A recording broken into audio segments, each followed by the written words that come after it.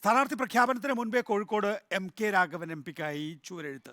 തലക്കുളത്തൂരിലാണ് ഒന്നിലധികം ഇടങ്ങളിൽ ചുവരെഴുതിയത്. കൈപ്പത്തി അടയാളത്തിൽ എം.കെ. രാഘവന് വോട്ട് ചെയ്യുക എന്നാണ് ചുവരെഴുത്ത്. സാനിയോ മനോമി. സാനിയോ, ഒന്നുകിൽ വയനാട് രാഹുൽ ഗാന്ധി മത്സരിക്കുകയാണ് എങ്കിൽ കോഴിക്കോട് എന്നതാണ് ലീഗിന്റെ ഉപാധി. അപ്പോഴാണ് എം.കെ. രാഘവൻ സ്ഥാനാർത്ഥി പ്രഖ്യാപനം വരുന്നതിന് മുമ്പ് കൈപ്പത്തി ചിഹ്നത്തിൽ ജയിപ്പിക്കണം എന്നാവശ്യപ്പെട്ട് ചുവരെഴുത്ത് തുടങ്ങിയിരിക്കുന്നത്. രാഷ്ട്രീയമായി പ്രാധാന്യമുണ്ട്. ആ തരത്തിൽ എവിടെയാണ് ഈ ചുവരെഴുത്തുകൾ? എത്ര ചുവരെഴുത്തുകളുണ്ട്? അത് ആരുടെ നിർദ്ദേശപ്രകാരമാണ്?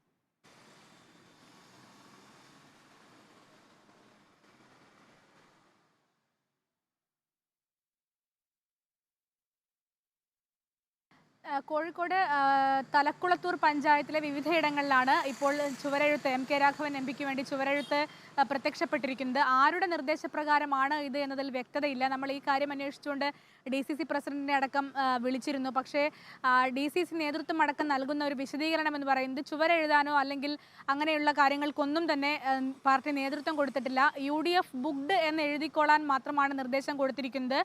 പക്ഷേ എം.കെ. രാഘവൻ എം.പിയുടെ പേരെഴുതുന്നു, കൂടെ കൈപ്പത്തി ചിഹ്നത്തിൽ വോട്ട് ചെയ്ത് വിജയിപ്പിക്കുക എന്ന് തന്നെ വളരെ കൃത്യമായി ആ ചുവരെഴുത്തിൽ രേഖപ്പെടുത്തിയിട്ടുണ്ട്. മാത്രവുമല്ല, രാഘവേട്ടൻ്റെ കോഴിക്കോട് എന്ന പേരിൽ ഒരു ഫേസ്ബുക്ക് പേജ് പ്രത്യക്ഷപ്പെട്ടു തുടങ്ങിയിട്ടുണ്ട്. ആ ഫേസ്ബുക്ക് പേജിലാണ് വിവിധയിടങ്ങളിലായി ചുവരെഴുതുന്നതിനുള്ള ഫോട്ടോകൾ പ്രത്യക്ഷപ്പെടുന്നത്.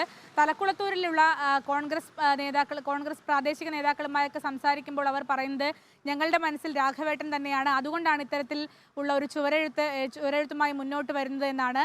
മാത്രമല്ല, രാഘവൻ വിജയിച്ചു എന്ന തരത്തിലുള്ള ഒരു പ്രചാരണം കൂടി തലക്കുളത്തൂരിലെ UDF അണികളും പ്രാദേശിക നേതൃത്വവും നൽകുന്നുണ്ട്.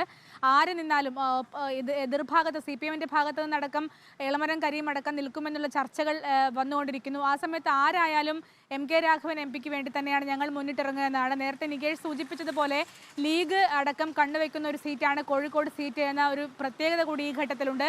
ഈ ഘട്ടത്തിൽ തന്നെയാണ് ഇത് ഒരു ഏറ്റവും എടുത്തു പറയേണ്ട കാര്യമായി എം.കെ. രാഘവൻ എം.പിയുടെ പേരിൽ തന്നെ ചുവരെഴുത്ത് വരുന്നു എന്നുള്ള കാര്യവും പ്രധാനപ്പെട്ടതാണ്. സനിയോ മനോമിയാണ് വിശദാംശങ്ങൾ നൽകിയത്.